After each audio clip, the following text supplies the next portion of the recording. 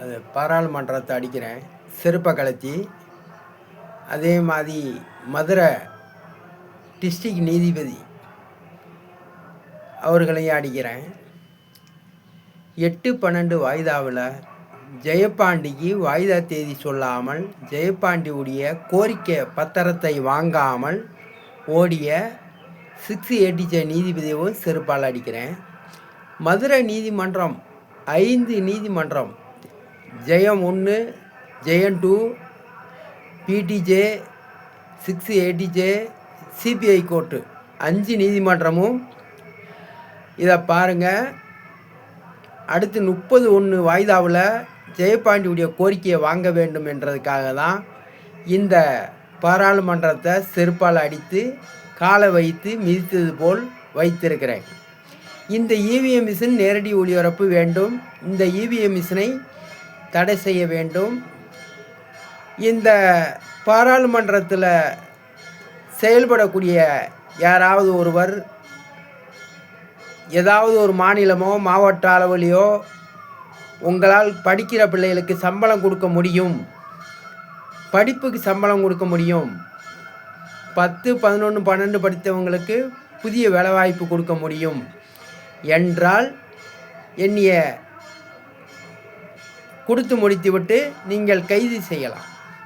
இல்லைன்னா எனக்கு அந்த வாய்ப்பை கொடுக்க வேண்டும்.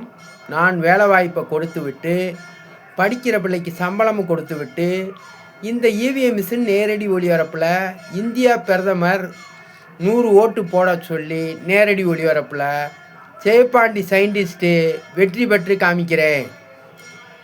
ஜெயபாண்டி சயின்டிஸ்ட்டு எதற்காக இந்த பாராளுமன்றத்தை செருப்பாலை அடிக்கிறேன் என்றால், இந்த 2026 தமிழ்நாட்டில் தேர்தல் நடக்கிறதுக்கு முன்னாடி நேரடி ஒளிபரப்பில் மோடி அவர்கள் 100 ஓட்டு அந்த இவிஎம் மிஷினில் போடும்போது ஜெயபாண்டி சயின்டிஸ்ட்டு நான் வெற்றி பெற்று விடுவேன். எந்த விதமான சாஃப்ட்வேரு உதவிகளை பயன்படுத்தாமல் இந்த மிஷினை கண்ட்ரோல் செய்ய முடியும். ஆகையால் உலகத்திலேயே இந்த வாசகத்தை நான் அனுப்பியிருக்கிறேன். இந்த வாசகத்தை நான் அனுப்பியிருக்கிறேன். இது மதுரை டிஸ்ட்ரிக்ட் கோர்ட்டுக்கு அனுப்பியிருக்கிறேன். அதே மாதிரி டிஸ்ட்ரிக்ட் கோர்ட்டு 5 கோர்ட்டுக்கும் அனுப்பியிருக்கேன் இந்த வாசகத்தை. ஆகையால் 680 நீதிமன்றம்,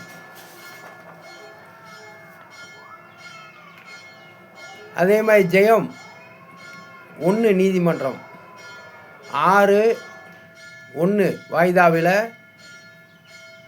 இவிஎம் மிஷின் நேரடி ஒளிபரப்பு வேண்டும். நேரடி ஒளிபரப்பில் மோடி 100 ஓட்டு போடும்போது ஜெயபாண்டி சயின்டிஸ்ட்டு நான் வெற்றி பெற்று காமிக்கிறேன். நீங்கள் இது நாள் வரைக்கும் எத்தனையோ ஆவணங்களை வாங்குறீங்க, பணம் கொடுத்து வெற்றி பெற்றோம்ன்றீங்க, புதிய வாக்காளரை சேர்த்து வெற்றி பெற்றாங்கன்னு சொல்கிறீங்க.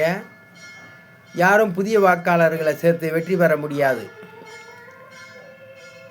அதே மாதிரி புதிய வாக்காளர்களை சேர்த்து வெற்றி பெற கிடையாது. இவிஎம் மிஷினில் ஓட்டு திருட்டு பண்ணி தான் இவிஎம் மிஷின் பயன்படுத்திய நாளிலிருந்து இன்று வரைக்கும் ஆண்டிருக்கிறாங்க என்பதை நிரூபிப்பதற்கு தான் இந்த பாராளுமன்ற அந்த இதை நான் செருப்பால் மிதிக்கிற மாதிரி போட்டிருக்கிறேன். இதில் அந்த கொரியர் அனுப்பியிருக்கேன். அதே மாதிரி டிஸ்ட்ரிக்ட் கோர்ட்டு எனக்கு அவங்க லெட்டர் வாங்கிட்டு எனக்கு அக்னாலஜ்மெண்ட் கார்டில் கையெழுத்து போட்டு அனுப்பியிருக்காங்க. அதற்கு நன்றியும். அதே மாதிரி தல்லாகுளம்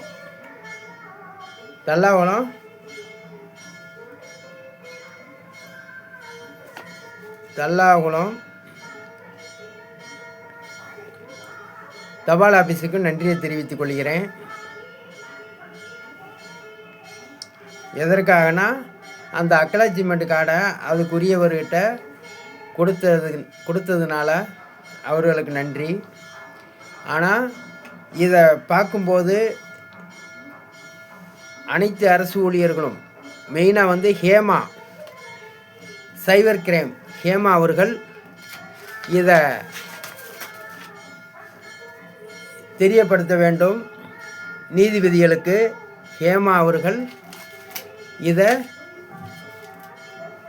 தெரியப்படுத்த வேண்டும். மதுரை கலெக்டருக்கு வாட்ஸ்அப்பில் அனுப்புகிறேன்.